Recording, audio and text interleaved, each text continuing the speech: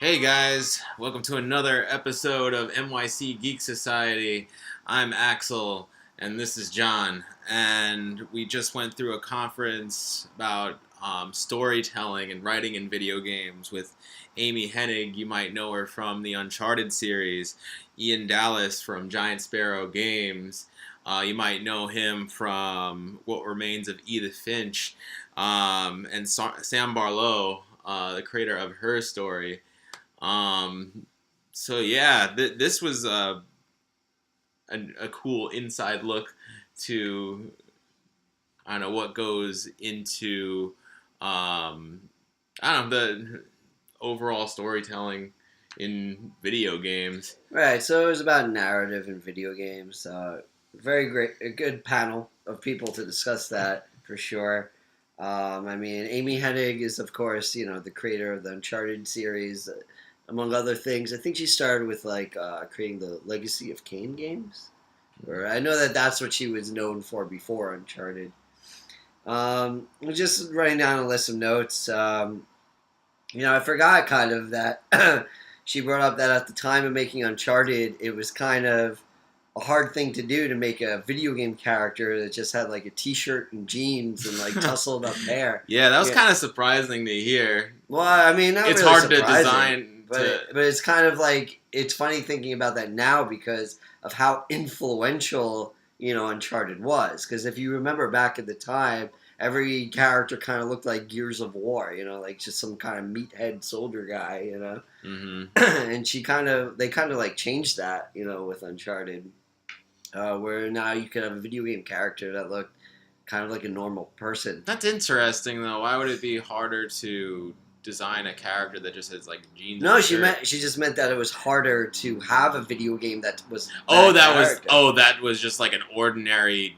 Okay. Yeah. I mean, that was kind of hard to pitch to people back then. People want. It has to be like some fantastic storyline, right. Other than. Well, it had to. Rather than. No, I mean, like basically, people were more. It was thought that gamers were attracted to kind of like this male testosterone fantasy, and so you wanted all your characters to look like they, were meatheads, monkey men. I mean, it was fun for her while it lasted.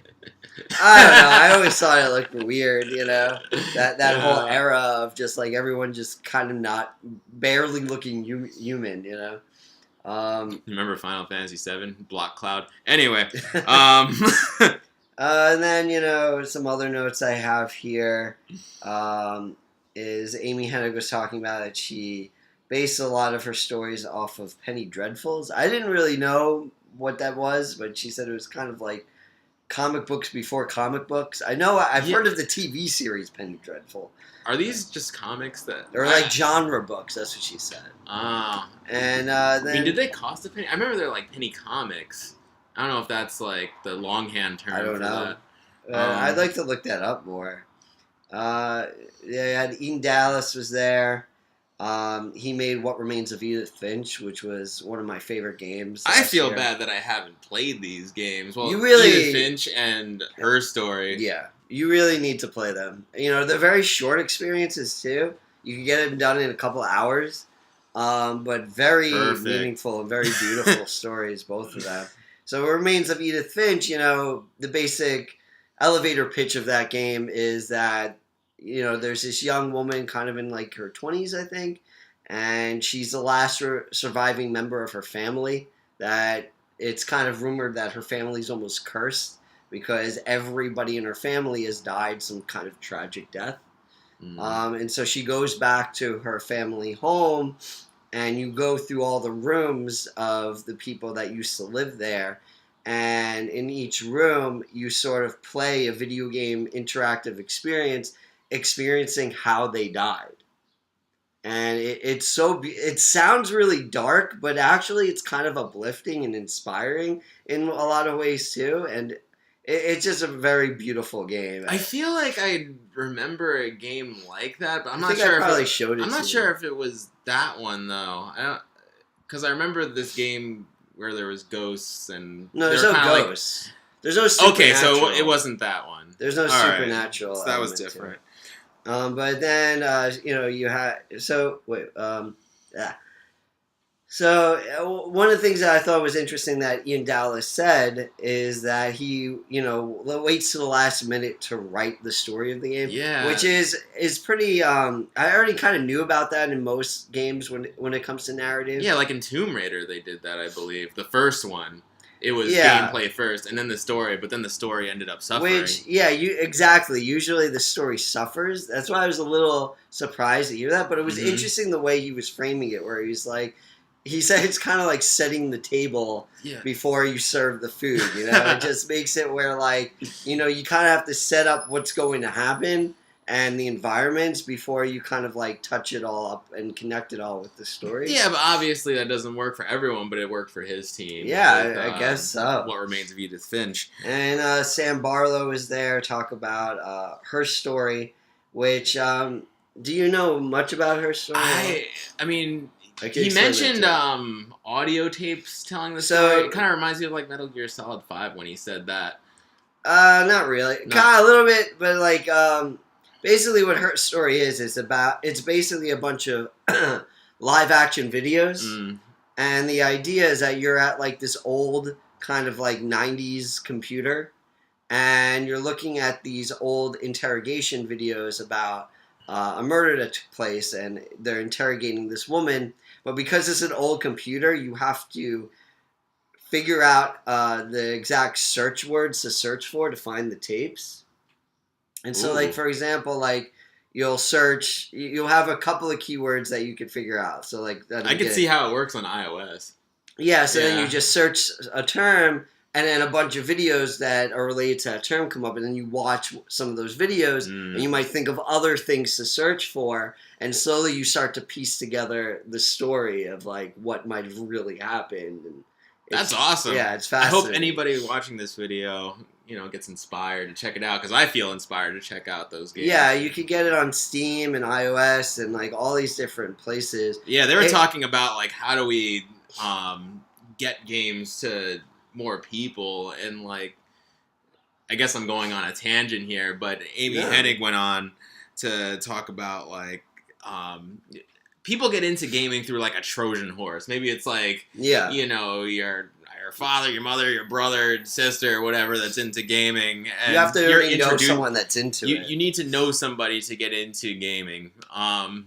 So I don't know. I guess we're still trying to figure out the problem of how do we get more people into gaming without that proxy. I feel like that's similar to how comic books have worked, and until now it took I feel decades for them to get to the point where now, since the movies are so big, maybe people that go to see the movie will pick up a comic book, but maybe not even then actually. I wonder how many times that even happens. And I think almost all of them brought up Netflix of gaming, which I find very interesting. I mean, I guess there are several companies that are trying this out just to make it more accessible to people, but I don't know. I don't think we have good enough internet to actually make that a reality. Well, I don't know. I mean, I've tried out PlayStation Now when it first started, and if you're connected and not on Wi-Fi, I remember it works really well.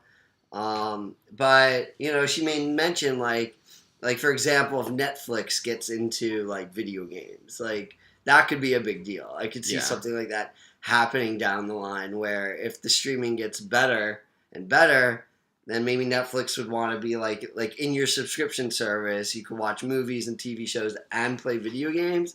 That might bring in more people. So yeah, I find that very interesting. Also, her story, I have an iOS, and I think it's the only game that I ever got into on my phone and actually played all the way through. Wow. I don't think I've ever done that with a mobile game before. Okay, that's a high recommendation right there. I got really hooked. I'd be lying in bed just trying to figure out the story. Oh yeah, and Ian Dallas of Ian Dallas of Giant Sparrow Games was talking about how he's taking a year off to actually study. Talk about that. Yeah, he's taking a year off. So we don't know when the next game is going to be, but he's studying animation and animals, And the reason he's doing that is because he just feels like there's a magic in the movement. Yeah, I thought when he said that, that's something you would relate to. I was like, oh, yeah, I feel that. So he wants to be able to, I don't know, deliver that experience of awe through a game. And I guess, like, accentuate it even further. Yeah, just like he was talking about, like, right now, wherever you are, if you turn your head and look out a window and look long enough in nature, just a couple of minutes maybe, you'll see something magical and beautiful, that happens. But so he kind of wants to figure out a way of representing that in a video game. I find that very fascinating because it's true. Like, you have kind of some of that in video games, but you kind of have to be looking at the right place at the right time. Wherein, like, right outside, if we were to leave here, we would see, like, birds on trees and beautiful things happening, Mm-hmm. So I find that interesting, and I've always been interested in animation as well. I've done a little bit of that, like, when I learned Flash, but, yeah, I found that really... I thought about you. Because, Axel likes to go hiking. Yeah, I like to go hiking. I don't feel like talking about it. I talk about another video. Yeah, when I go hiking, like, I know the meaning of life. All right. Yeah. Okay, maybe I know the meaning of life a little bit when I'm out there. An interesting question to ask to a bunch of white people. Yeah, seriously. Was, how do we get more people of color to write for video games? But they had some interesting answers. I just wish that would have been with someone that's actually of color. Yeah. But, like Amy said that, first of all, we have to kind of let more people know that they can do that. It's kind of like the same thing with, like, getting women into, like, sciences and technology, where because it's thought in our cultural zeitgeist that a person that looks a certain way does a certain thing, kind of have to, like, break that idea. Representation matters. Yeah, and then Ian said that it was interesting where he said that, as we get more and more tools that are about expression and more about expression rather than nerdy. Yeah. He was talking about it's just in general that if things are easier to use, like I always think about, the Kodak, like the camera, where it used to be when the camera was first invented, you would need someone that knew how to use the camera to take pictures. And then, like, Kodak came out and, like, anybody could just buy a camera, and then it became easier and easier, and now it's, like, on our phones, and everybody could just be a photographer because it's just super easy. We don't really we haven't gotten to that point yet, or even with, like, make it with video cameras too, like making a movie. But also what I liked, Sam's response to that was, also again getting more representation. I really like what Naughty Dog's done, where you see, an Indian and black woman, as two main characters in an Uncharted game. Ellie is, an LGBT person that's a protagonist. You need more of that happening as well. And so kind of all of these things are happening. So it's just moving along slowly. But I don't know. I mean, I feel like it's happening. I feel like we're going to be having more and more people like that. I think in the kind of some ways it's moving faster than maybe the film industry. Like, come on, like even in film, it's still rare to find someone that's a director that's not a white guy, Yeah. So I feel like the video game industry is actually moving pretty fast compared to other mediums when it comes to that. Amy Hennig is one of the most famous video game developers in the world. That's a good thing. And then they had some questions from the audience at the end. Is there a need for cutscenes in games? I like that. I feel relieved that Amy says yes. It's a tool, that you can use, because I always like cutscenes. Like, I don't think that there's a need to get rid of cutscenes, especially like the summons from like Final Fantasy games. Like, at least in the old days, where like the gameplay would stop and it would just be like Ifrit coming out and like. Tangents. Yeah. And then the last question was, what's the ideal length of narrative in games? I love the joke that what was it? Sam said just beyond the Steam refund.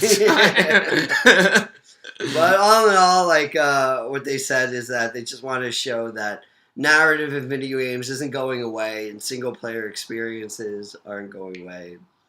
That's a good thing because, you know, we like that stuff. Yeah. I mean, that's why I play video games. It's all we have time to play these days. Oh, yeah, that too. But it's just like, I feel like the older you get, and if you have more mature thoughts, you just want more stories and more meaning and more interesting things going on in your video games than just shooting a guy in the face. Yeah, much more than like the open world, like do whatever you want, combo. Sorry, I think I'm shitting all over Anthem, but all right, so we're gonna be back. I think our next video is gonna be the Kojima discussion, which is in like 10 minutes now. So, NYC Geek Society, like, share, subscribe, tell your mom, tell your dad, tell Alex's mom, tell Axel's dad. Tell John's mom. And, yeah, hit the bell. Hit the bell. Ding dong, ding dong. All right. NYC Geek Out. Just geek out or something.